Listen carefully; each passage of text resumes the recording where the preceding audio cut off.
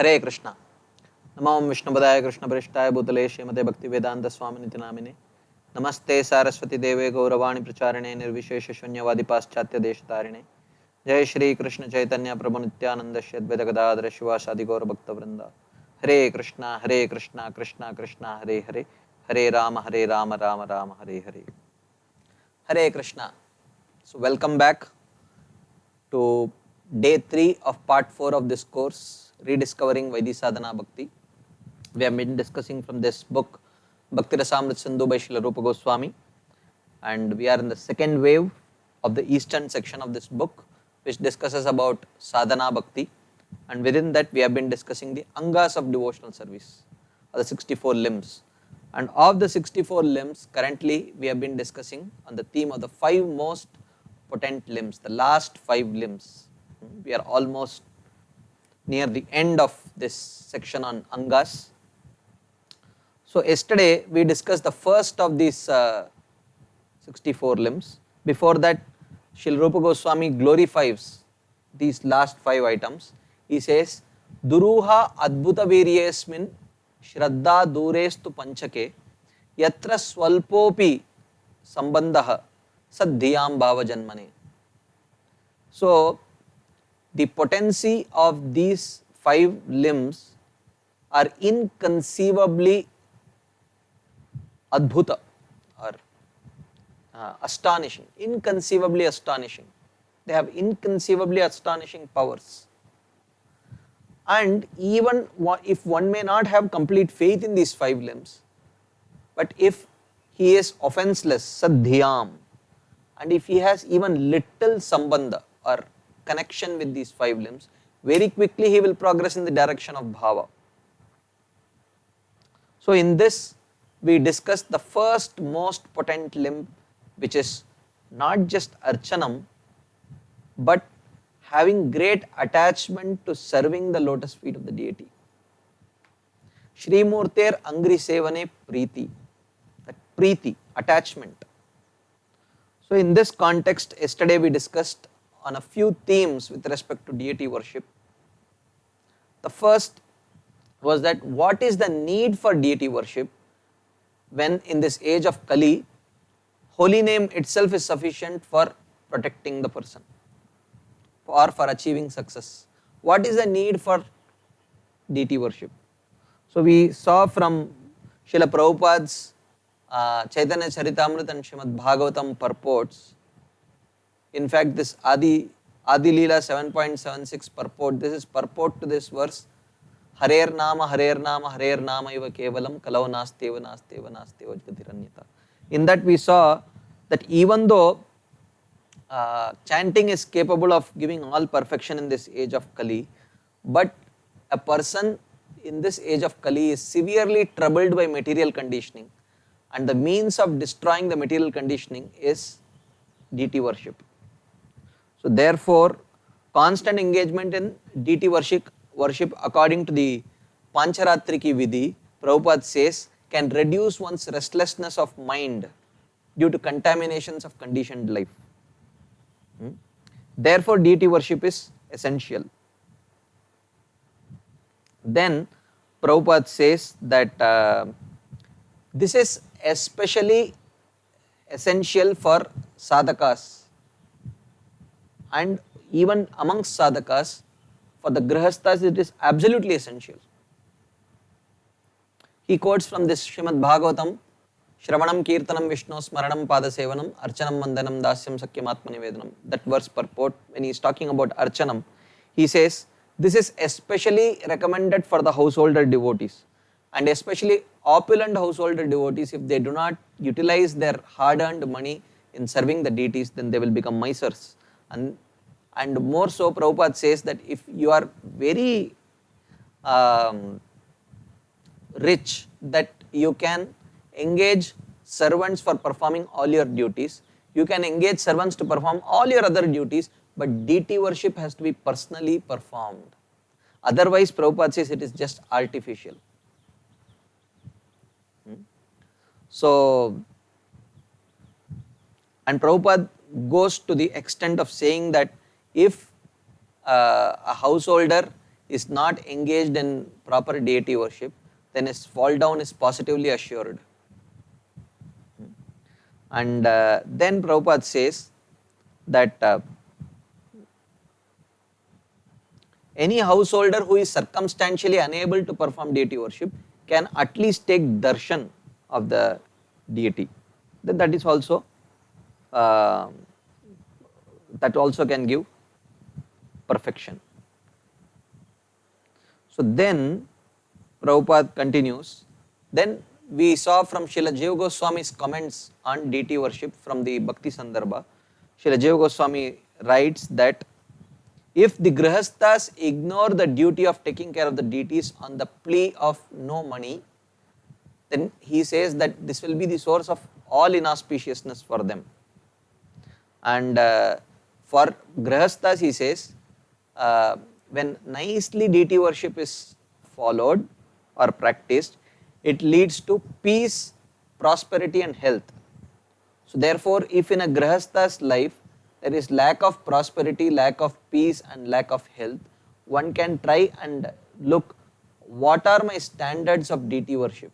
If the deity worship standards are good and high, and if the whole family is coming together to worship the deity, then there is a good chance that they will not suffer from want of prosperity, health or relationships with each other. Then we saw from Srila Shivaram Swami Maharaj's writings that what is this Archanam we understand, but how do we develop this Shri Murter Angri Sevane Preeti, a deep attachment for serving the lotus feet of the deities? Is it possible to perform deity worship with such an attachment at the level of Vaidhi Sadhana? This is what we saw. From Shuddha Bhakti Chintamani, Srila Shivaram Swami Maharaj says that one should learn to see the deity as a friend or a family member. One should learn to gaze at the form of the deity with great love and affection, and then which will naturally mature at some stage where tears will flow from our eyes. So therefore, if we can inspire our family members to give their hearts, or if we can inspire anyone to give their hearts to the deities, then automatically time, resources, energy, everything will flow. So then this will gradually mature into spontaneous affection on the level of Raganuga Sadhana, because the deities themselves, Radha and Krishna, are naturally objects of Raganuga worship. So therefore, even though in the beginning they may start worshipping on the level of Lakshmi Narayan, gradually that will mature into worship on the level, then initially they will reciprocate on the platform of Lakshmi Narayan with awe and reverence, and when they progress further and further and enter into the realm of Raganuga Sadhana, after they reach either Nishtha or Ruchi or Asakti, then the reciprocation will also be on that level. So therefore, but externally everything will remain the same, all the timings and everything will be followed, but internally the reciprocation experienced by the practitioner will be proportionate to his progress in devotional service, like that. And Prabhupada says, in this way, gradually by following the Pancharatriki Vidhi, worshipping Radha Krishna deities according to Pancharatriki Vidhi, gradually Prabhupada says one would come to the Vrindavan platform of worship, which is Raganuga. So, this is what we saw yesterday. Then we saw that deity worship does not take one's time away from hearing and chanting. Rather, deity worship, when done properly in the right mood, inspires the practitioner, increases the practitioner's appetite for hearing and chanting. Because that personality whom we are personally serving, we would naturally develop a mood of hearing from them, hearing about them. So therefore, not only, so there is a twofold benefit of performing deity worship when it comes to hearing and chanting. So there are two things that are an obstacle to hearing and chanting. One is lack of taste, appetite. The second is lack of focus. And Maharaj writes that deity worship increases both. Because we are personally serving the deities, because the person has become our family member, we naturally want to know about our family member more. So it increases the appetite to hear about Krishna. And second thing is, because deity worship needs lot of focus, it forcibly pulls us to focus on the job on hand. It naturally makes a person very, very focused. And this focus will naturally carry over to the activities of hearing and chanting also. So then the person becomes more focused in hearing, more focused in chanting. So therefore one should not think that by spending time with deity worship, I will become a poor chanter and poor hearer. That is improper understanding. Actually all the 64 limbs are complementary limbs. They are not competing limbs. They don't compete with each other, but they complement each other. Especially these 5 most potent limbs are very, very complementary. So therefore this was the theme that we discussed, that how deity worship increases one's appetite for hearing and one's focus in hearing. So then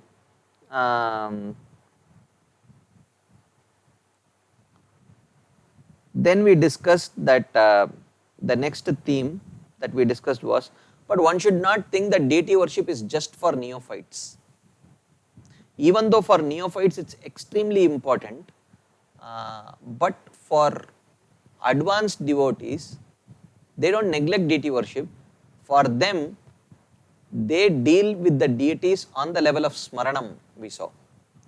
And whereas they may engage neophyte devotees who may engage in archanam.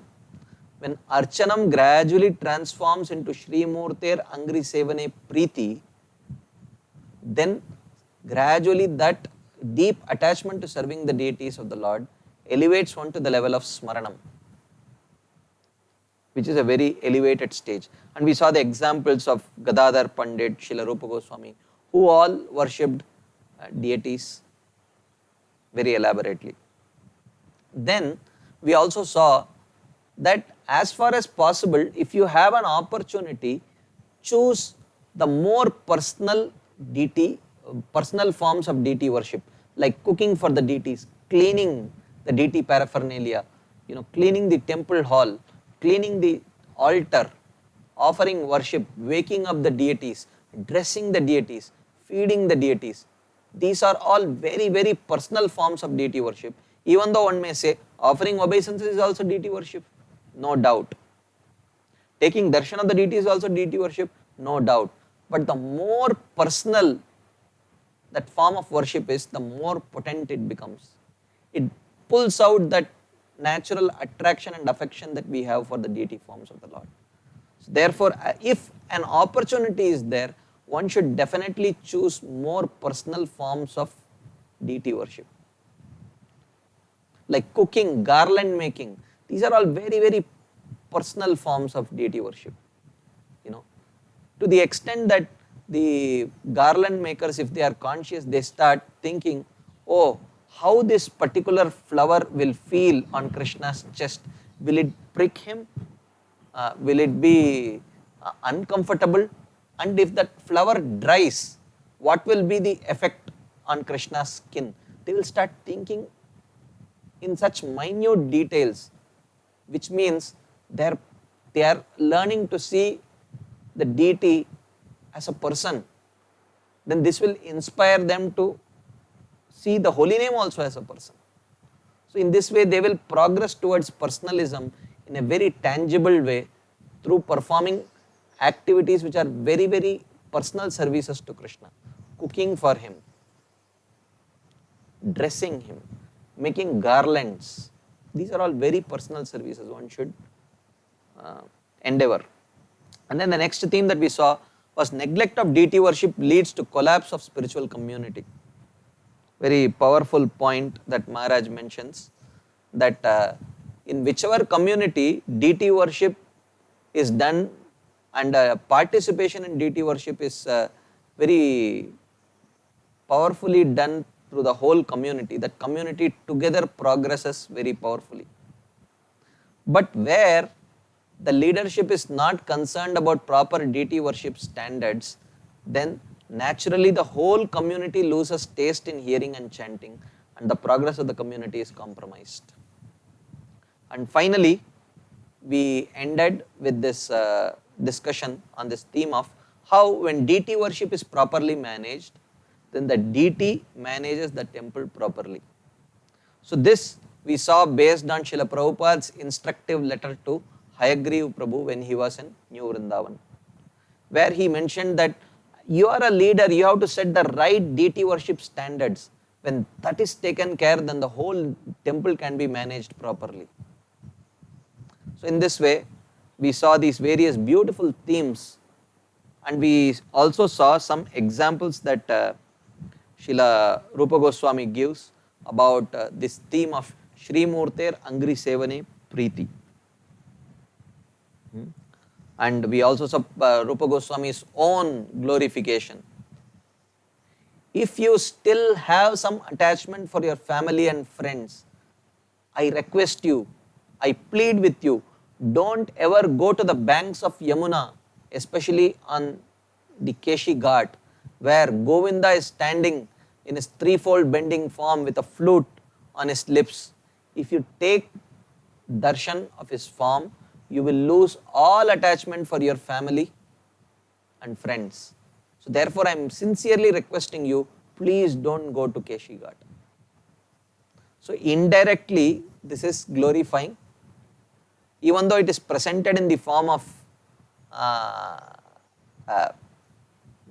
stopping that person from going to take darshan, but actually he is inspiring him.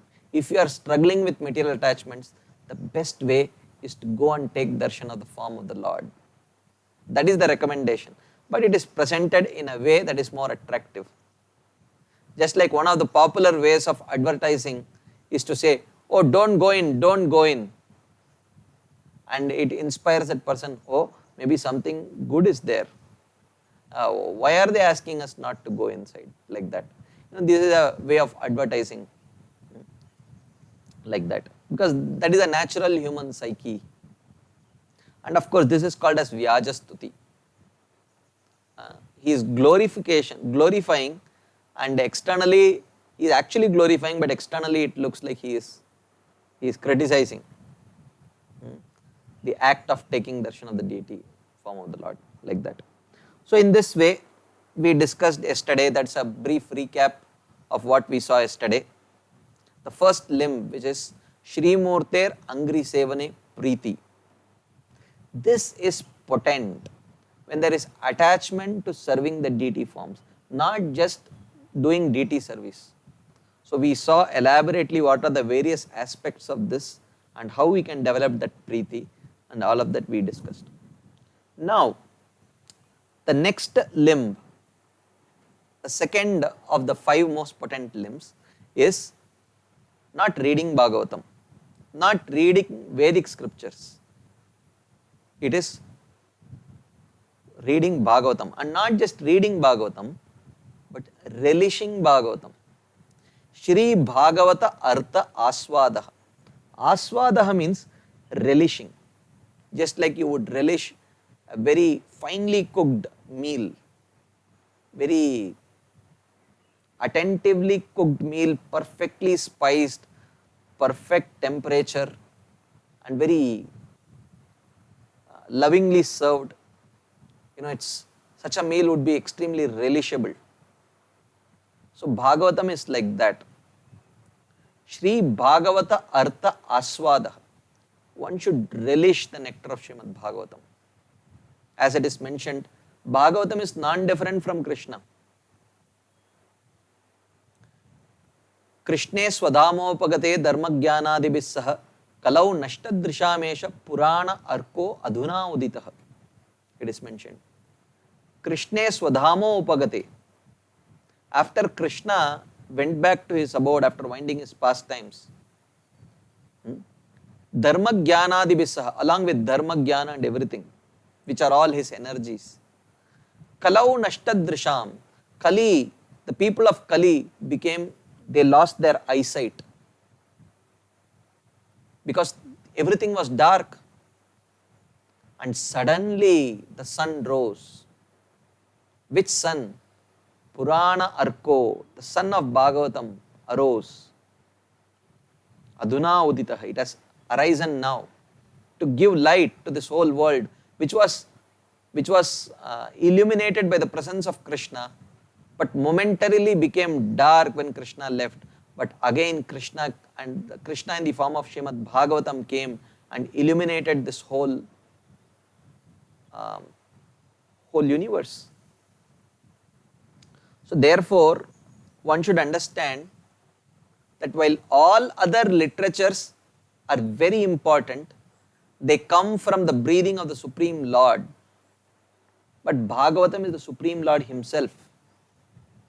Therefore, it has a very, very high position.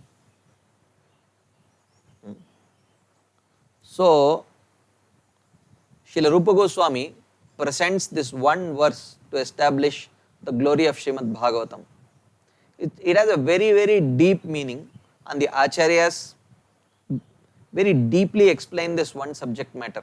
This one verse is explained very deeply. So this is the third verse of Srimad Bhagavatam. Many of you might already know this verse. Nigama kalpataror galitam phalam shukamukad amritadrava sanyutam pibata bhagavatam rasamalayam muhuraho rasika bhuvibahuka. This is the third verse which glorifies the sweetness of Bhagavatam. Of course, another verse, the second verse speaks about the power of Bhagavatam, which we are not going to see in detail, but I will just touch upon that verse. The second verse talks about Dharma projita kaitavotra paramo nirmatsaranam satam vedyam vastavam atra vastu shivadam tapatraya unmulanam Srimad Bhagavate Mahamuni kimva parair Ishvara sadyo hridyavarudyate atra kritibihi shushrushabit tatshanat. This is the second verse of Srimad Bhagavatam, which describes what is the power of this Bhagavatam. He says, Dharma projita kaitavotra atra, in this Bhagavatam and in no other scripture. So the second verse indicates the uniqueness of Srimad Bhagavatam. Atra, in this literature, Kaitava dharmo pra-ujjita. Kaitava dharma means inferior dharma or cheating religion. Pra-ujjita. Pra-ujjita means prakrishta rupena ujjita. It is completely kicked out. What is cheating religion? Dharma, artha, kama and moksha. According to Bhagavatam, whereas the other literatures may glorify dharma, artha, kama, moksha, the four purusharthas, Bhagavatam starts by rejecting these four purusharthas. Why? Because attachment to these four purusharthas clouds one from approaching the highest goal of life, which is Krishna Prema. So therefore, at the outset, Bhagavatam kicks Dharma, Kaitava Dharma pra-ujjita atra. Paramo nirmatsaranam satam. And the most pure-hearted devotees who lack any envy or hatred towards other, they can perfectly relish this work. Paramo nirmatsaranam satam. Vedyam vastavam atra vastu shivadam tapatrayon mulanam. So this verse talks about vastava vastu. Vastu means real. Vastava vastu means that which talks about that which is eternal vastu, eternally real thing. This chair is a real thing, but this chair is not eternally real. 2 years before, this wood was there, but it was not a chair. You cannot call it a chair. Now it is a chair. 10 years from now, whether this will continue to be a chair or not, we do not know. So Bhagavatam is not talking about such things. Bhagavatam is talking about Vastava Vastu. There are three Vastava Vastus. One is the Supreme Personality of Godhead Krishna. He is real and he is eternally real. Second, the Jivatma is real and he is also eternally real. And the relationship between them, pure devotional service, that is real and it is eternally real. So Bhagavatam talks only about Vastava Vastu, whereas the other literatures may talk about various kinds of Vastu. It may also talk about Vastava Vastu, but not so consistently as Srimad Bhagavatam. Vedyam Vastavam Atra Vastu Shivadam Tapatrayon. And by taking shelter of this Bhagavatam, one achieves all kinds of auspiciousness. Tapatraya Unmulanam, it completely uproots the Adhyatmic, Adibhautik and Adidaivik kleshas. Adhyatmic means suffering which come due to oneself, one's own body and mind. Adibhautik means troubles caused due to other living entities. And Adidaivik means natural calamities like tsunamis and earthquakes and too much rainfall or too less rainfall, like that. So which means, what does it mean, Tapatraya Unmulanam?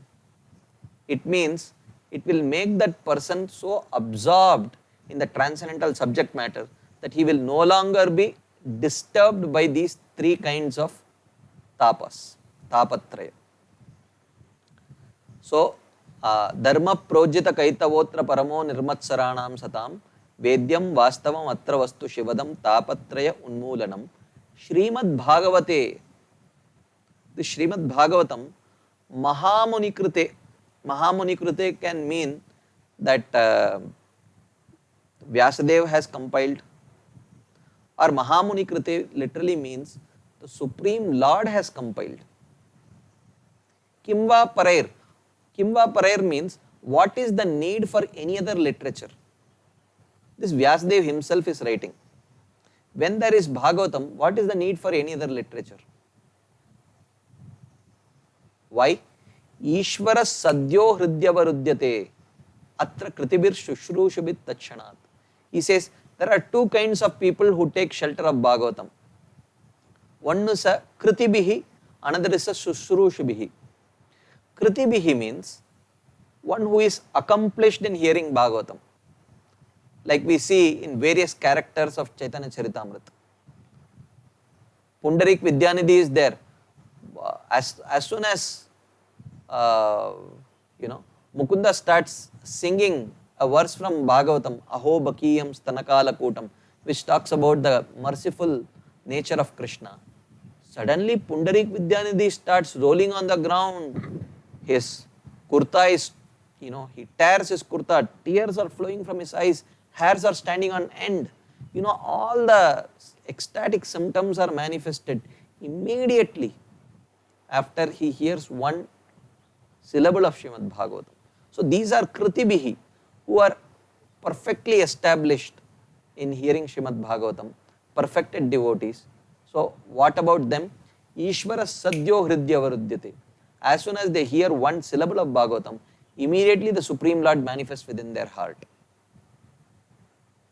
But the second kinds of hearers of Bhagavatam are Shushrushabhihi. Shushrushabhihi means they are not perfected devotees, they are practitioners only, but they have some sincerity to hear Srimad Bhagavatam. So he says, Tat Ishvaraha Tatshanat Hridyavarudyate. So for a sincere hearer of Srimad Bhagavatam, gradually the Supreme Lord over a period of time manifests within his heart. So therefore both are benefited. This is the power of Srimad Bhagavatam, that it manifests the Supreme Lord within the heart immediately for a perfect hearer of Srimad Bhagavatam, and gradually for a beginning but sincere hearer of Srimad Bhagavatam. So in this way, the power of Srimad Bhagavatam to manifest the Supreme Lord within one's heart, to destroy all the false kinds of religions, Kaitava Dharma, and to speak only about Vastava Vastu, and also to bestow all auspiciousness and to destroy all the three types of tapas by giving us the higher absorption in the subject matter of Krishna. So in this way he mentions that these are the benefits of studying Srimad Bhagavatam. Therefore, he speaks in this verse. This is the next verse, third verse of Srimad Bhagavatam, which talks about the sweetness of Srimad Bhagavatam.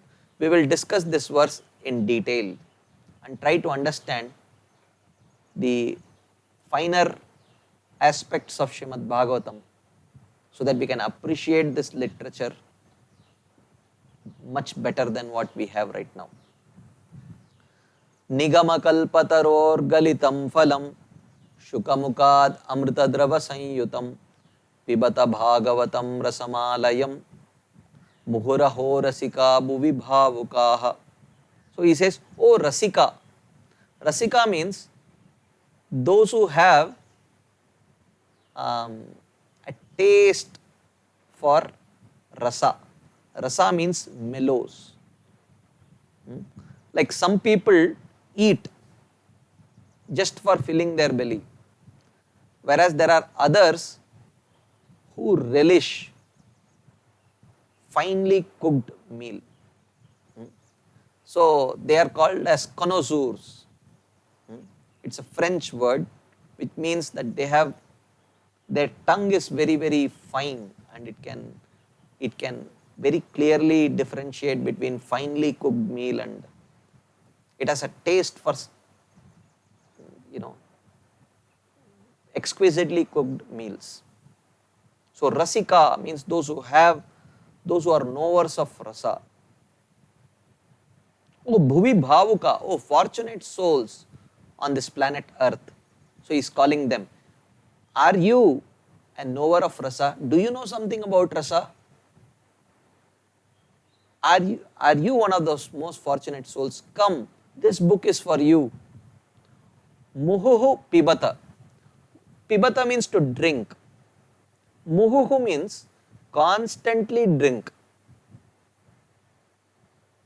From where? Shukamukad. Directly from the mouth of Shukadeva Goswami. Something is emanating. Just like it is mentioned that any fruit that has been bitten by a parrot is meant to be more sweet. Like, especially amrud, guava. So, the parrots exactly know which fruit in that particular tree is very sweet. So they will come and eat little bit and leave the rest. And you can actually cut that particular portion which has been eaten by the parrot, and then you can wash it and use the rest of the fruit, and it will be extremely sweet. So Shukamukad, directly from the mouth of the parrot, Shukadeva Goswami. Bhagavatam. So constantly drink from the mouth of Shukadeva Goswami this Bhagavatam, which is Nigama Kalpataror Galitam Phalam, which is the ripened fruit of the desire tree of the Vedas.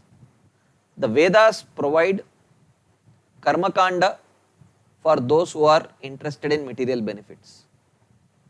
It provides Nishkama Karma Yoga for those who are attached to karma but they have a deep desire to purify their heart.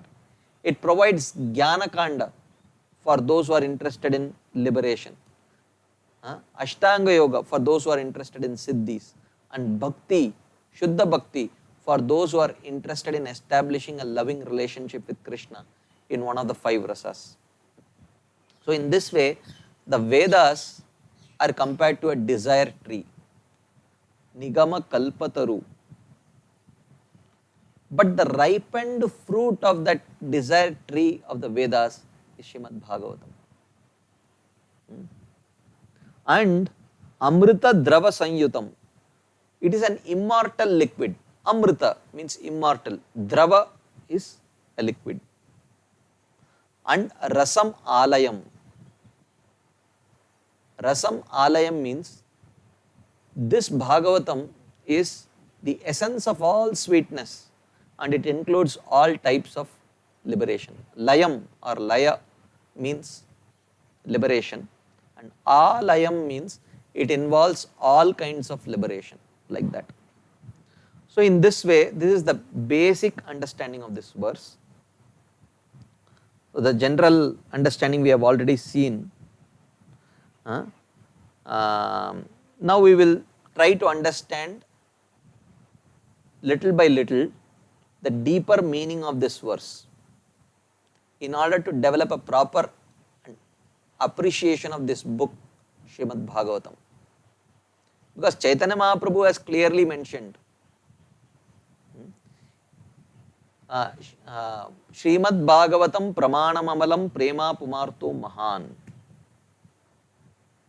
So, the ultimate spotless pramana or the proof for the Siddhanta that Chaitanya Mahaprabhu has come to establish is Srimad Bhagavatam and Srimad Bhagavatam only. No other literature. So, followers of Chaitanya Mahaprabhu should accept Srimad Bhagavatam as the topmost pramana. So, he says, so we will try to understand the meaning of this Bhagavatam Rasam. What is the meaning? Bhagavatam also means that which belongs to Bhagavan is also called as Bhagavata or Bhagavatam. This implies that, so the word Bhagavatam therefore implies that Krishna alone or Bhagavan alone gives this scripture to his devotees, and therefore persons other than the devotees have no right for Srimad Bhagavatam. So therefore non-devotees cannot read and understand Bhagavatam, they cannot comment on Srimad Bhagavatam. So therefore Bhagavatam means that which belongs to Bhagavan and therefore only Bhagavan can give, and Bhagavan will give only to his devotees. So therefore only the devotees are qualified to study and understand this book Bhagavatam. That is the meaning of the word Bhagavatam. There is one meaning. And definitely because it contains lot of pastimes of the Supreme Personality of Godhead, it must be very tasty. So therefore, Shukadev Goswami might have told, Rasavat Shastram. It is a juicy Shastra, just like a Rasgulla. You take a Rasgulla and squeeze it. It is filled with juice. But after it, you squeeze it for sufficiently long time, it will be only the sponge, the paneer sponge, and there is no juice in it. So that Rasgulla piece is no longer juicy because all the juice has been extracted. But there is a non-juicy part of that Rasgulla also. So therefore, Bhagavatam is not addressed as Rasavat, juicy. He calls it juice. Bhagavatam Rasam. Rasam means it is juice and juice only. There is no inferior part in it. It is sweetness alone and nothing else. Moreover, by the word Bhagavatam, that which is related to Bhagavan, it is indicated that the sweetness of rasa also belongs to the Lord. So, this sweetness is the sweetness of the Supreme Lord, belonging to Bhagavan. Therefore, Bhagavatam Rasam means this literature talks about the sweetness belonging to Bhagavan. When the sweetness of Bhagavan is extracted, only the sweetness of Bhagavan is purely extracted and bottled and given, that juice is actually Bhagavatam. No other literature falls in that category. Since the Bhagavatam is the Tadiya of the Lord, Rasa is also the Tadiya of the Lord. Therefore we say, Raso Vaisaha Rasam hi evayam labdva anandi bhavati. Thus the word Bhagavatam rasam can also mean rasa or sweetness related to the Lord. But rasa indicates, you can say rasa only when there is a relationship, when it comes to rasa between people. So rasa indicates relationship. So therefore it is mentioned, yasyam vai shruyamanayam krishne paramapurushe bhaktir utpadyate pumsam shoka moha bhayapaha. What is the benefit of studying Srimad Bhagavatam? The first canto says, yasyam vai shruyamanayam, whoever hears the Srimad Bhagavatam, krishne paramapurushe, unto Krishna the Parampurusha, bhaktir utpadyate. One study of Srimad Bhagavatam helps one develop devotion, a devotional relationship towards the Paramapurusha Krishna. So therefore, why? Because it injects rasa into the heart of the jiva. And what is rasa? Rasa means relationship. Relationship means bhakti. So therefore, pibata bhagavatam rasamalayam. So pibata bhagavatam rasam. So bhagavatam rasam injects that rasa into the heart of the jiva. Therefore, because rasa means relationship, therefore immediately it creates bhakti towards Bhagavan, a loving relationship with Krishna.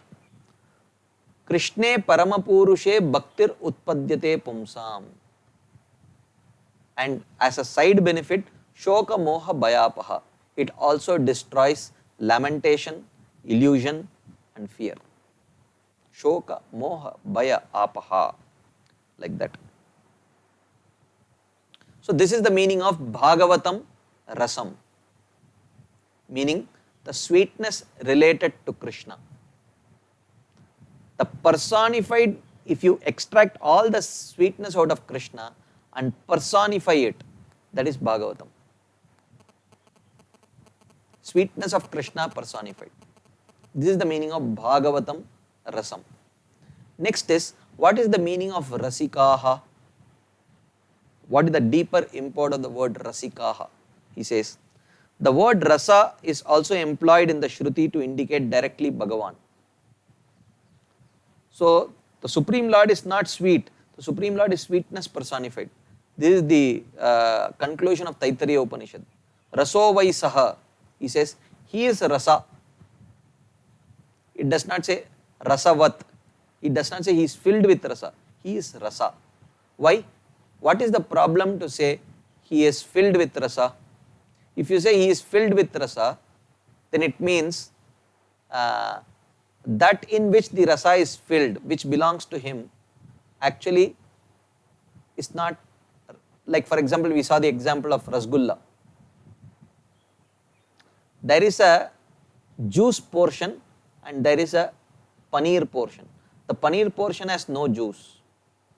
But when dipped into juice, it absorbs all that juice and it becomes filled with juice.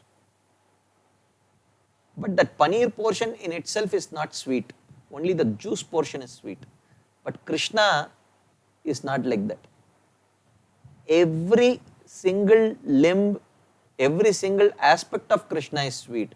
Therefore, when the Taittiriya Upanishad talks about Krishna, he does not say Krishna is filled with sweetness, but actually Krishna is sweetness personified. This rasa is also the highest objective. Rasam hi evayam labdva anandi bhavati. And when the living entity comes in touch with this rasa personified Krishna, the jiva becomes blissful. That blissful jiva who has come in touch with Krishna and become blissful is called rasikaha.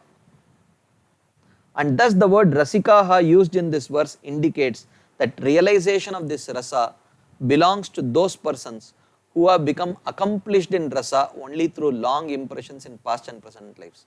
So those who have practiced bhakti over a few lifetimes sincerely, they are the ones who are qualified for rasa. They are called as rasikaha, which means when one starts with shraddha, sadhusanga, vajanakriya, anarthanavritti, nishta, ruchi, asakti, bhava and prema, when one has passed through these 8 stages and come to the 9th stage of prema, at that stage they are experts at relishing that nectar of rasa. They are called as rasikaha. So that is the meaning of rasikaha. We have seen Bhagavatam rasam and rasikaha. Then Nigama Kalpataru. Nigama is Vedas. Kalpataru is a desire fulfilling tree. So the Vedas are, you ask them dharma, artha, kama, moksha or prema, anything that you want, the Vedas have a section which it will recommend to you. By following that section you can get any of. However, because of its nature as a tree, it also gives the fruit. So the fruit is the final product. Flower is one stage before and the bud is one stage before. So like that. So the fruit of that desire tree is Bhagavatam, and that fruit of the Purusharthas is actually prema. Even though you have dharma, artha, kama and moksha, Purushartha Shiromani, the crest jewel of all goals of human endeavors, is actually Krishna prema. A loving relationship with Krishna, that is the highest goal.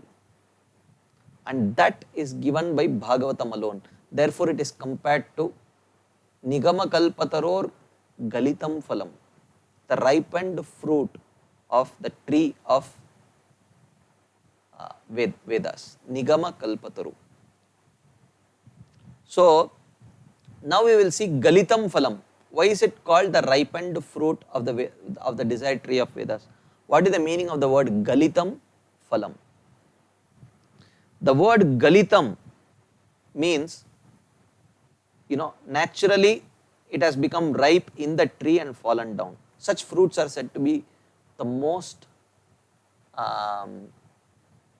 sweetest. Nowadays they pluck it beforehand and they use some artificial chemicals to ripe. So it loses its flavor and it loses that sweet taste. And then they may inject some saccharin and things like that to make it artificially sweet. But it is not good for health and it loses its flavor. But Galitam means fallen down, and it also means it is so ripe that it is dripping liquid nectar. So when it comes to fruit, it indicates the extremely ripened state. Not ripened to the extent of becoming rotten, but ripened to the perfect stage, and it is dripping liquid nectar. So this is with respect to fruits. And with respect to scriptures, Galitam Phalam, the word Galitam means it is most relishable. And it brings out the essence of the scriptures. Just like the juice is the essence of that fruit. Similarly, with respect to scriptures, the word Galitam indicates that scripture which brings out the essence of all the Vedas. The word rasam, juice, used in describing a fruit indicates that the fruit is totally without skin, seed or other defects. So this is called as Galitam Phalam, but rasam also indicates that this is a fruit in which there is no skin, there is no fiber which will get stuck up to your teeth, and there is no seed. It is only pure delectable pulp which you can immediately honor. So therefore, concerning scriptures, the word rasam in conjunction with Galitam Phalam indicates that this scripture has no inferior part. It has no dharma, artha, kama, moksha. It talks only about prema. So, and Galitam also means that it falls down on its own accord when ripened on the tree and not plucked by force. Thus, it is completely full of sweetness. And even after falling down, it does not break and lose its sweetness. How?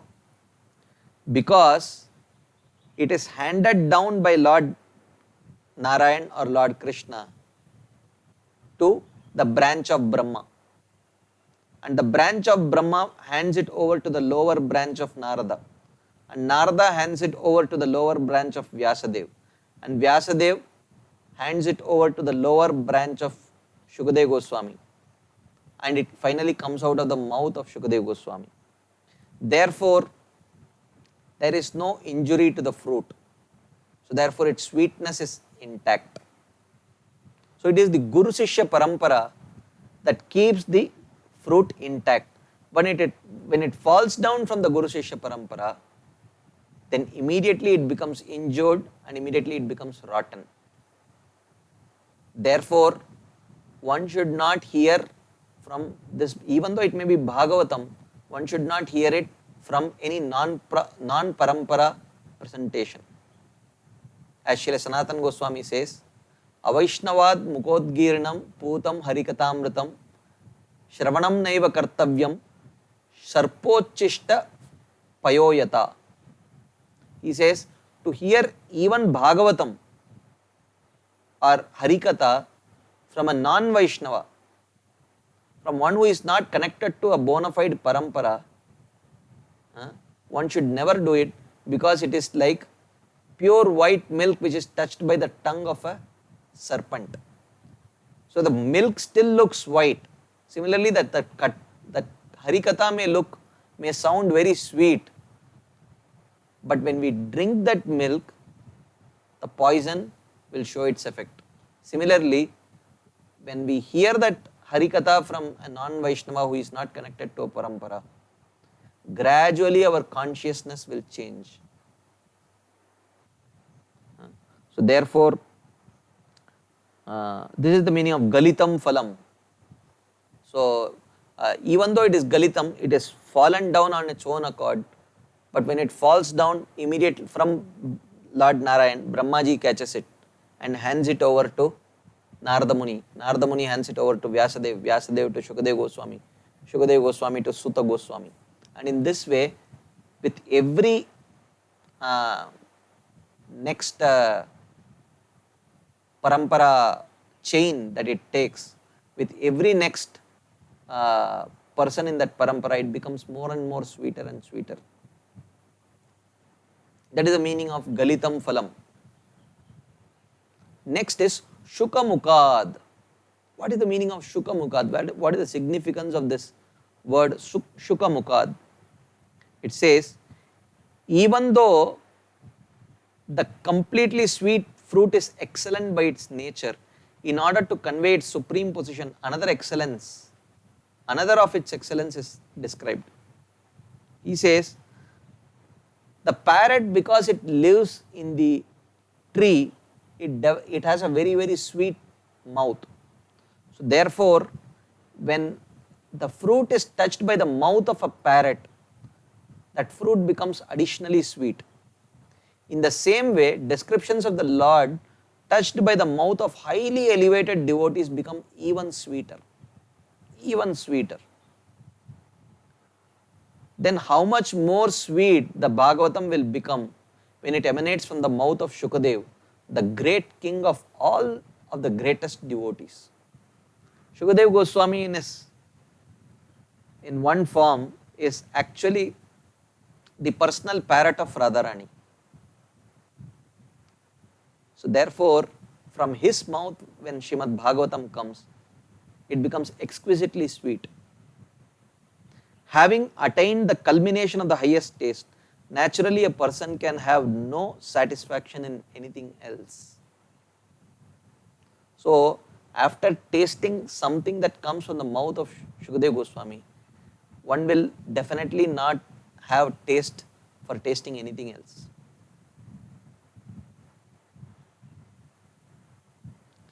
So, moreover, it remains unbroken coming down step by step. From Shukadev Goswami, it goes to Suta Goswami and so on.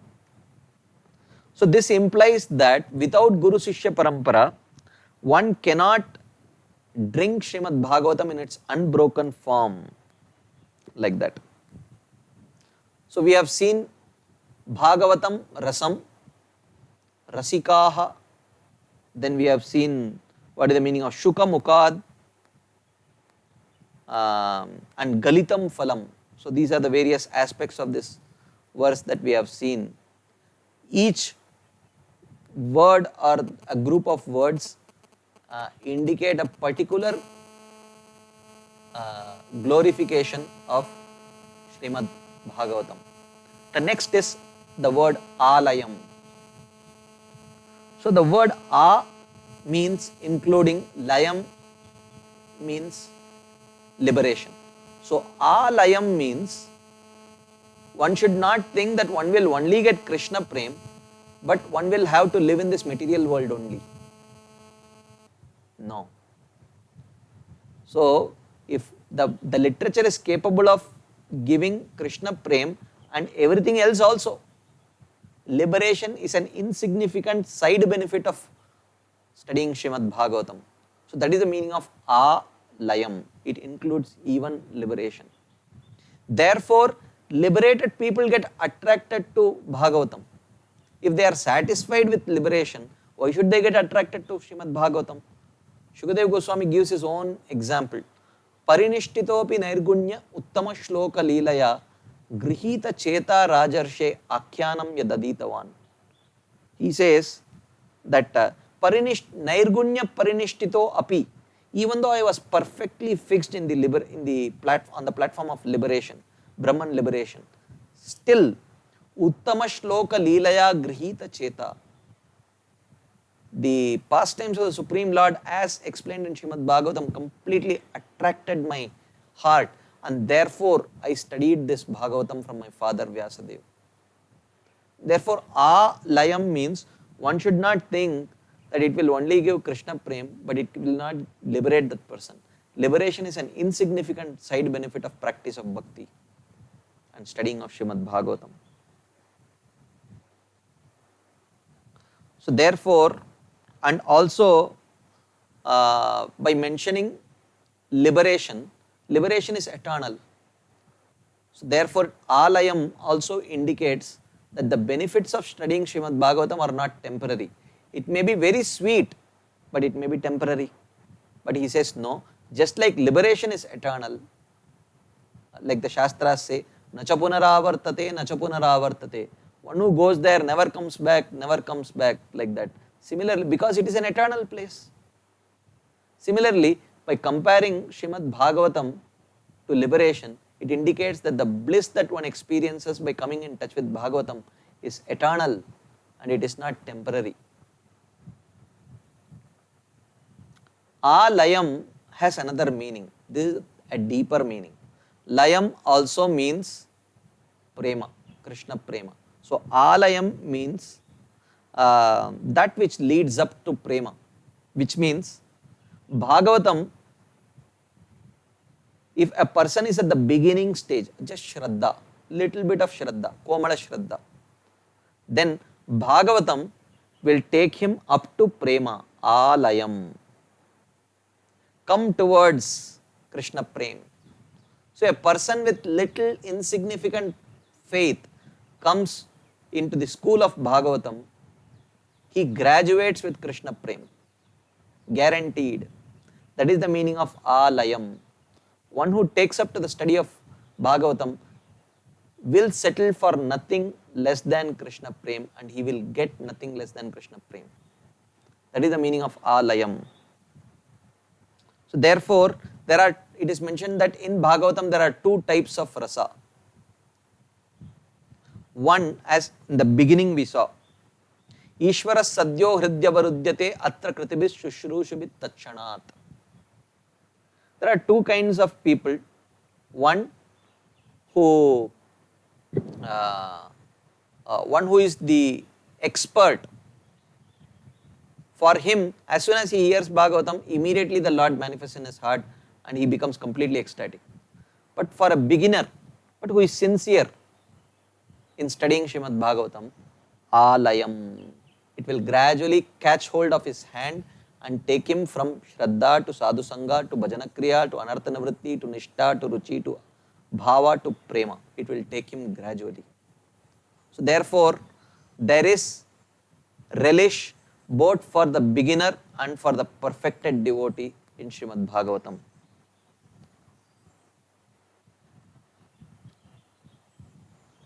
Then the next verse is called as Amrita Drava.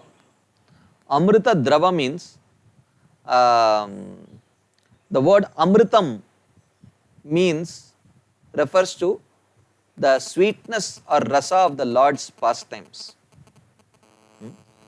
So he says that the 12th canto he says Adi Madhya Avasaneshu Vairagyakhyana Samyutam Harilila Katavrata Mrita Anandita Satsuram.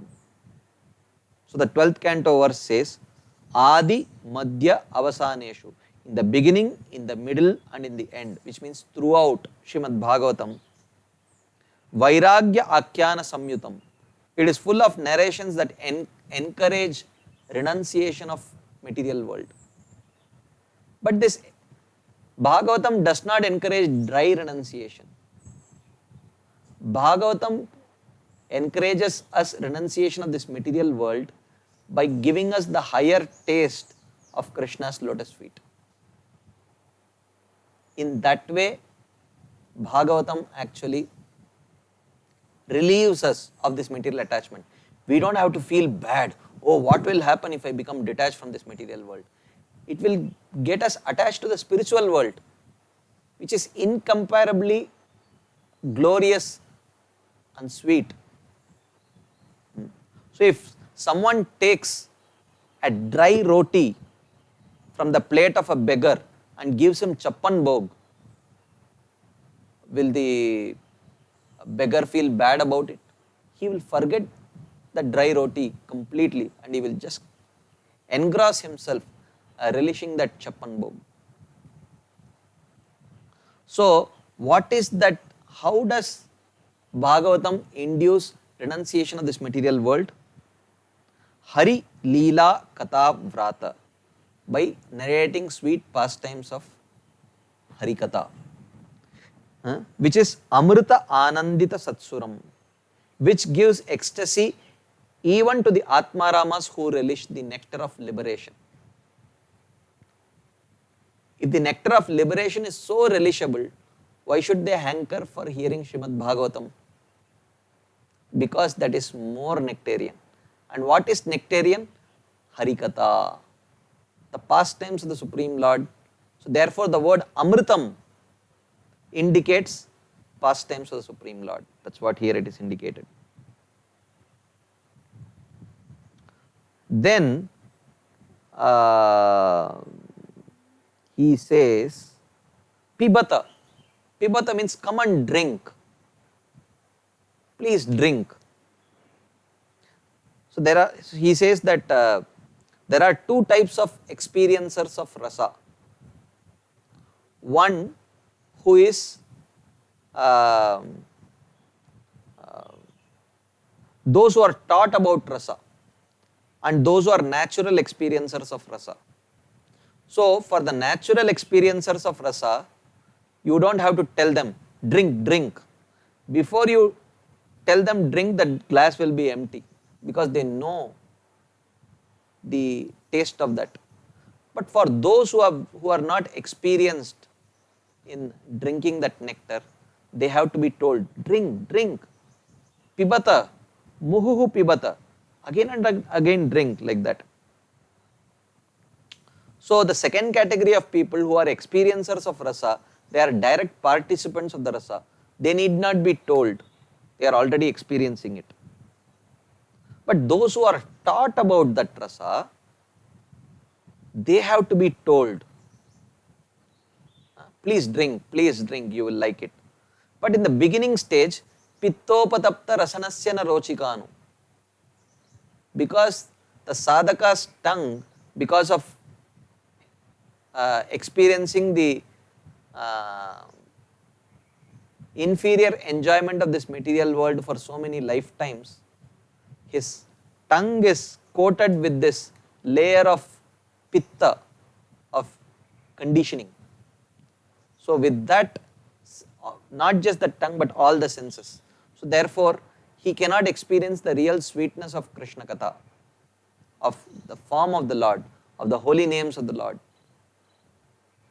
But gradually, if he is told, drink, drink, drink, this will be beneficial for you. Adarad anudinam kalusaiva jushta. With great respect and reverence, if he continues to take it as a medicine, gradually he will experience the taste. So therefore the word pibata indicates, if you are not a rasika, if you don't have natural taste for it, then drink it, you will develop that taste. Like that for all of us sadhakas like us, Vyasdev is telling, pibata, pibata, drink it, don't leave it. It is medicine, like that.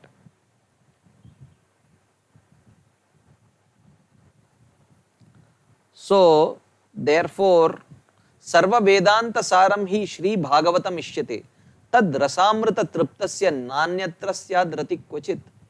If you drink it and get attached to it, then you will stop relishing everything else in this material world. Sarva Vedanta Saram hi Shri Bhagavatam ishyate. The essence of all the Vedas and Vedanta is Bhagavatam. Tad rasamrita triptasya, one who becomes satisfied by drinking this Bhagavatam, na anyatra syad ratik kvachit. He will not have attachment for anything else in this material world. So, this is the glory of tasting anything related to the Supreme Lord. The other day we saw the story of Kuresh and Mahapurna, who were taken by this king Kulotunga and their eyes were plucked out. So Kuresh, while Mahapurna passed away, Kuresh remained performing his devotional service for few more years. And because Kuresh was such a dedicated devotee, he could personally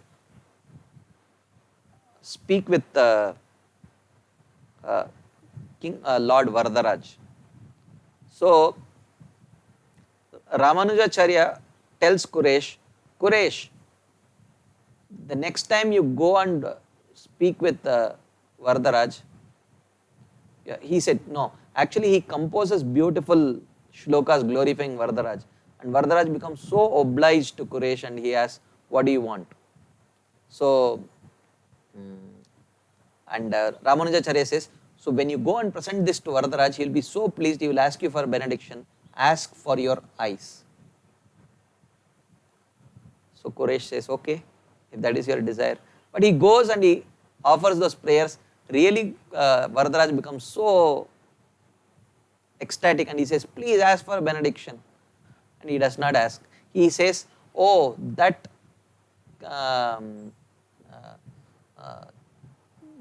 Chaturgram, who was the minister of King Kulotunga, who actually was a disciple of Kuresh, but he became a traitor. He was the one who arrested Kuresh and took him to Kulotunga. He said, please, he said that the benediction that I want is, let Chaturgram be forgiven and let him go back home, back to Godhead. This is what he asked. So then when Ramanujacharya hears, you had such a wonderful opportunity, you could have asked for your eyes, you didn't ask. So the next time he composes something and he goes to meet Varadaraj, he says, this time Ramanujacharya says, this time you should ask for your eyes and it is my order. So Kuresh, he goes and he says, my dear Lord, please give me back my vision because my Guru wants, but let me see only your form and the form of my Guru, and let me become blind to anything else in this world, because I have no desire to see anything of this world. I want to see you, and I want to see the form of my Guru, Ramanujacharya. So then the Lord said, Tatastu, may it be. So like that. So for one, tad rasamrita triptasya nanyatrasya drati kvachit. For one who has seen and developed a relish for the form of the Lord and for the form of his Guru, he cannot relish any other form. Similarly, for one who has developed a taste for relishing Srimad Bhagavatam, no other literature is relishable. If that literature is not in line with the conclusions of Bhagavatam, that literature is not relishable. So finally, he talks about Bhavuka. What is the meaning of this word Bhavuka? He says, he quotes from Sridhar Swami. He says, Bhavuka means Rasa Vishesha Bhavana Chatura. Rasa Vishesha Bhavana Chatura means, Chatura means skillful. Those who are skillful at experience the most excellent rasa, they are called as Bhavuka. Therefore, it means most fortunate people, because you are expert in relishing the most excellent rasa of Srimad Bhagavatam. And this is mentioned in this verse, beautiful verse from Narada Muni's teachings to Vyasadeva. Navai jano jatu katanchana vrajen mukunda sevi anyavadatra samsritim smaran mukundangri upagohanam punar vihatumichen narasagraho jana. Rasagraho jana. One who has once relished the taste of the lotus feet of the Lord, they cannot forget it and they cannot think of anything else. Smaran mukundangri upagohanam punar. Again and again they are forcibly, they cannot remember anything else but the loving embrace of Krishna's lotus feet. This is the meaning of Bhavuka. Rasa Visheshana, Rasa Vishesha Bhavana Chatura. They are those who are skillful at experiencing the most excellent rasa. They are called as Bhavuka. Like that. So in this way, beautifully, every single word of this verse, Nigamakalpataror Galitam Phalam Shukamukad Amritadrava Sanyutam Pibata Bhagavatam Rasamalayam Muhuraho Rasika Bhuvi Bhavuka. Every single word is a glorification of Srimad Bhagavatam. Every single word from various angles shows the unique, sweet nature of Srimad Bhagavatam. Therefore, Muhuraho Rasika Bhuvi Bhavuka. Like that. Okay, so we still have some more things that we could discuss glorifying Srimad Bhagavatam, but we have run out of time. So I will pause here for today and we'll continue this discussion tomorrow. And we will do a quick recap of what we have seen today, tomorrow, and then we will continue discussing the glories of Srimad Bhagavatam, and then we will go on to the next limb, which is serving the Vaishnavas. So thank you very much for your patient listening. Hoping to have your association tomorrow also. Srila Prabhupada ki jai. Srila Rupa Goswami Pad ki jai. Shri Bhakti Rasamrita Sindhu ki jai. Hare Krishna. Thank you very much.